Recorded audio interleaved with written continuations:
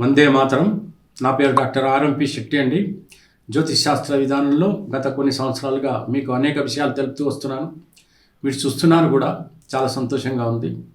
అయితే అనుసరించడానికి ప్రయత్నించండి. ఎన్నో సలహాలు ఇస్తూ ఉంటాను. అర్థం కాకపోతే కన్సల్టేషన్స్ తప్పకుండా నేను ఇస్తాను. అపాయింట్మెంట్తో కలవండి. మీకు నేను చేయగలిగిందంతా చేస్తాను. ఇకపోతే ఈ యొక్క మకర రాశి వారికి ఫిబ్రవరి మాసం 2025 సంవత్సరంలో మాస ఫలితం ఎలా ఉంటుందో వివరిస్తున్నాను. జాగ్రత్తగా వినండి. మొదట గ్రహ గమనాలు ఎలా ఉన్నాయో చూసుకుందాం. ఇక్కడ మకర రాశిలో వచ్చేటప్పుడు రవి బుధులు ఇద్దరు కూడా ఉన్నారు. రవికి శత్రుక్షేత్రం, బుధుడికి మిత్రక్షేత్రం అవుతుంది. కాకపోతే రవి అష్టమాధిపతి కూడా ఉంటాడు కాబట్టి కొంచెం ఆరోగ్య రీత్యా బీపీ ఉన్నటువంటి వాళ్ళకి, ఏదైనా రక్త సంబంధించినటువంటి సమస్యలు ఉన్నటువంటి వాళ్ళు కొంచెం జాగ్రత్తగా ఉండడానికి ప్రయత్నించండి. వాక్చాతుర్యంతో మీరు మనుగడ సాగిస్తారు.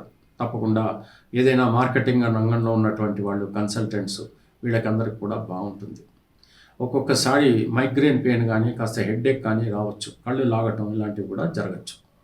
కానీ దానికి కావాల్సినటువంటి యోగా కానీ, మెడిటేషన్ కానీ, వైద్య సదుపాయం కానీ ఇలాంటివన్నీ చేసుకోండి.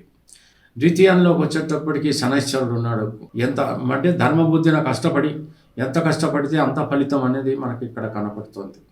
ఎంచేతనంటే శనైశ్వరుడు ఇక్కడ ఉన్నాడు కుంభరాశిలో. అది ద్వితీయం అవుతుంది. ద్వితీయం అంటే వాక్కు, రెండోది ధనం. కాబట్టి మాట మంచితనం ఉండాలి, మాటలో ఒక పట్టు ఉండాలి, ఒక నేర్పరితనం ఉండాలి. మీరు మాట్లాడిన దానికి అర్థం ఉండాలి, పరమార్థం ఉండాలి. అనర్థం మాత్రం కలగకుండా మాట్లాడాలి. అలాంటి పరిస్థితిలో మీకు అన్ని రకాలుగా బాగుంటుంది. ఇకపోతే మూడో స్థానంలోకి వచ్చేటప్పుడు శుక్రుడు, రాహు ఇద్దరు కూడా ఉన్నారు. మొండి ధైర్యం పనికిరాదు. బాగా ఆలోచించి ఒక్కొక్క అడుగు ముందుకు వేయండి. సోదరుల మధ్యన గొడవలు రాకుండా చూసుకోండి. రాహు ఎటువంటి వాడు అంటే ఏదో ఒక గొడవ తెస్తాడు, ధైర్యం ఇస్తాడు కానీ గొడవలు తెస్తాడు. శుక్రుడు కూడా ఉన్నాడు కాబట్టి తల్లిగారిని బాగా చూసుకోండి. తర్వాత సోదరిమణులని బాగా చూసుకుంటే శుభకరంగా ఉంటుంది. ఇకపోతే గురువు విషయం కనుక తీసుకుంటే పంచమంలో గురువు ఏం చేస్తాడు? 9వ స్థానాన్ని, లాభస్థానాన్ని, అంటే భాగ్యస్థానాన్ని, లాభస్థానాన్ని, శరీర స్థానాన్ని చూస్తున్నాడు. ఏదో రకంగా మీ భాగ్యస్థానాన్ని నిలబెడుతున్నాడు. లాభంతోనే ఉంటుంది. ఆ తర్వాత మీ యొక్క అన్ని విధాలుగా బాగుంటుంది. భాగ్యస్థానం బాగుంది, శరీర భావం బాగుంది, లాభస్థానం, వ్యాపారులకు కూడా అద్భుతంగానే ఉంటుంది. వచ్చిన సమస్య ఏమీ లేదు.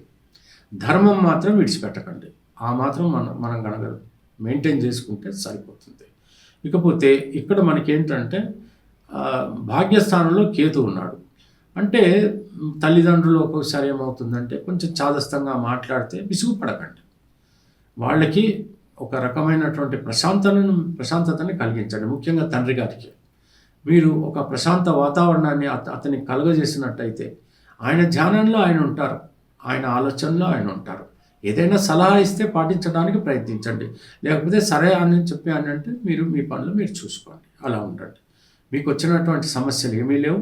ఫిబ్రవరి మాసం అంతా హ్యాపీగా ఆహ్లాదంగా జరిగిపోతుంది. లక్ అండ్ ఫార్చ్యూనే కదా మెయిన్గా. అదృష్టం బాగుంటే అన్నీ సాగిపోతుంటాయి. కాబట్టి ఈ యొక్క భాగ్యస్థానాన్ని ఈ యొక్క గురువు చూస్తున్నాడు కాబట్టి ఖచ్చితంగా బాగుంటుంది. ఉద్యోగాలు లభించేటువంటి అవకాశాలు ఉన్నాయి, వివాహాలు జరిగేటువంటి అవకాశాలు ఉన్నాయి. కోర్టు కేసులు ఉంటే వెంటనే ఫినిష్ చేసుకోవడానికి ప్రయత్నించండి. దూరదేశాలకు వెళ్ళాలనుకుంటున్నటువంటి మీ ప్రయత్నాలు సాగించండి. అర్హత ఉంటే తప్పకుండా వెళ్తారు. చదువులు బాగా చదువుకునేటువంటి పరిస్థితి అన్ని రంగాల వాళ్ళకి బాగుంది. ఏనటువంటి సమస్య లేదు. ఆ రకంగా గడిపేయండి.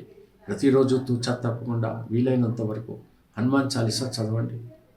ఇకపోతే దత్తాత్రేయ స్వామిని పూజించండి, దక్షిణామూర్తిని పూజించండి. ఇలాగ గడిపితే ఏమవుతుందనంటే మీకు ధర్మబుద్ధిన నడవాలి అనేటువంటి ఆలోచన కలుగుతుంది. అందరితో సఖ్యతగా ఉండాలనేటువంటి ఆ మనస్సు కలుగుతుంది. కాబట్టి హ్యాపీగా ఆనందంగా మీరు గడిపేటువంటి ఈ మాసం అంతా గడిపేయండి. అదనమాట సంతోషమా? ఓకే.